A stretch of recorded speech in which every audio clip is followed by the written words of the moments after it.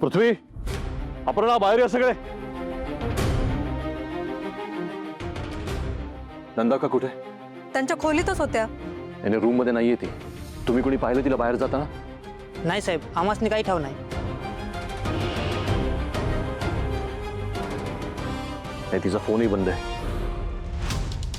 साहेब, अक्कासाहेबांनी चिठ्ठी तुम्हाला द्यायला सांगितली. विश्वंभर, मला माफ कर. माझ्या मुलाने जे काही केलं ते इतकं लाजिरवाणं आहे की मी तुला तोंड दाखवायच्या लायकीची राहिले नाहीये.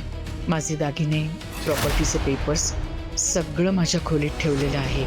माझ्या ईशाची प्रॉपर्टी सुद्धा मी तुझ्या नावे केली आहे. मी हे घर सोडून आता कायमची जाते. भैया काय झालं? काय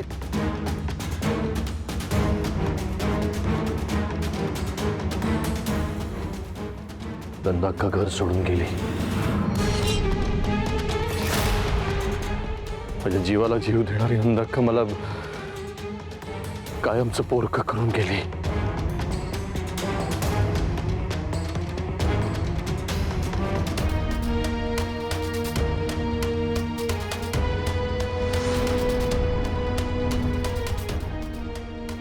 अय्यंबाबाई, ही पांढरीपाल खरंच गेली असेल तर या घरावरचं विघ्न जाईल. भैया भैया तू तू तू धीर धर. पृथ्वी, आपली सगळी माणसं कामाला लाव. नंदा अक्काला शोधून काढ. ती मला असं सोडून नाही जाऊ शकत. अरे माझं सर्वस्व आहे रे ती. पृथ्वी, शोध तिला. मी शोधतो भैया, शोधतो.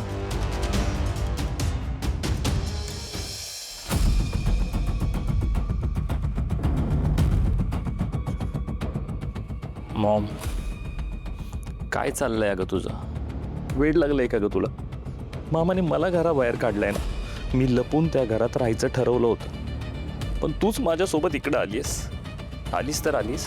सगळे दागिने, प्रॉपर्टी त्या मामाच्या झोळीत टाकून आलीस. आपल्याकडे काय शिल्लक राहिलंय? कुठं राहायचं आपण? कमरून जायचं या फडतूस वॉर्डरूम मध्ये? मॉम, ऐकतेस ना तू? डोकं ठिकाणावर आहे का तुझं? प्रॉपर्टी गेली, घर गेलं, आता आपण काय रस्त्यावर भीक मागायची? आपण नाही, विश्वंभर. विश्वंभर येईल भीक मागत माझ्याकडे. या कुबटवासाच्या वॉर्डमध्ये येऊन हात जोडे आणि म्हणेल, नंदाक्का प्लीज घरी चल, तुझ्याशिवाय माझं पान हलत नाहीये. असं काहीच होणार नाही. मामाला जे हवं होतं ते मिळालंय. आणि तू मला या नरकात का आणून ठेवलंयस? बघ ना, या रूमची अवस्था बघ, किती घाण वास येतोय. साधं पाणी विचारणारं कोणी नाहीये इथं. जगलो मेलो तर कोणी बघायला पण येणार नाही. गप्पा बस रे. तुला सांगितलं ना, आपण रस्त्यावर नाही राहणार. विश्वंभर येईल मला न्यायला इथे. मॉम, खरंच तुला वेड लागलाय? हे असल्या फडतूस हॉस्पिटलच्या रूम मध्ये मामा तुला शोधत येईल असं वाटतंय का? मॉम, मला प्लीज बाहेर काढा इथून. तुझं थोबाड जरा बंद ठेव. या खेळात मी माहीर आहे, तेव्हा मी जे ठरवलंय त्याप्रमाणेच तुला वागावं लागेल. तरच आपल्या हातातून गेलेली सत्ता परत आपल्या हातात येईल. बाकी जे व्हायचं ते होणारच.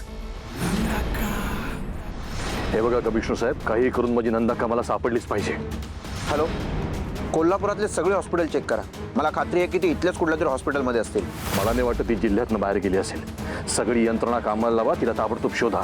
जरा प्लीज नीट बघा ना, ही व्यक्ती इथे ऍडमिट झाली आहे का? रेल्वे स्टेशन, बस स्टँड, सगळीकडचे CCTV फुटेज चेक करा. मला तासाभरात अपडेट मिळाला पाहिजे. काय? कोणत्या हॉस्पिटलला? ठीक आहे, मी लगेच निघतो. मॉम, ऐक ना माझं. मामा तुला घ्यायला येणार नाही. तू तुझ्याच पायावर दगड मारून घेतलाय. आता तुला आणि मला आयुष्यभर ठेचा खावायला लागणार आहेत. तुझ्या आईला अजून ओळखलं नाही असतं मॅडी. ह्या पटलावरची राणी एकच, अलकनंदा. आणि अलकनंदाचा डाव कधीच फसू शकत नाही. विश्वंभर येणार, नक्की येणार आणि मला इथून घेऊन जाणार, तेही सन्मानाने. कारण त्याला हे माहीत नाहीये की मी त्याची 1 नंबरची शत्रू आहे. आणि तो बिचारा मला आईचा दर्जा देतो. माझा एकही शब्द खाली पडू देत नाही. आणि हेच तर माझं मोठं शस्त्र आहे. मामा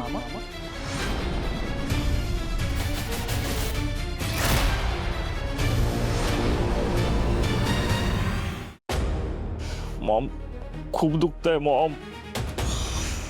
I just want to die mom. Please काहीतरी कर ना. नंदा काय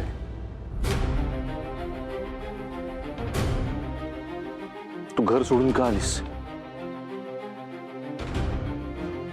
आणि एवढा मोठा निर्णय घेण्याआधी तुला एकदा तुझ्या भावाचा विचार करावा असं नाही वाटलं? चल, मी तुला न्यायला आलोय.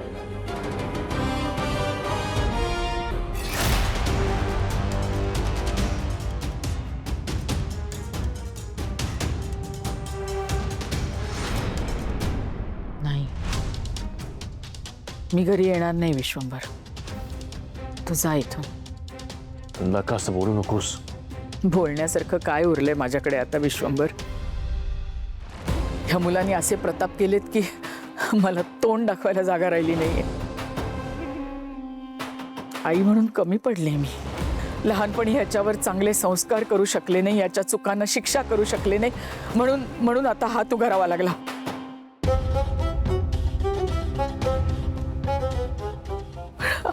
पण एका आईचं काळीज काय म्हणते हे कोणी समजूनच घेऊ शकत नाही.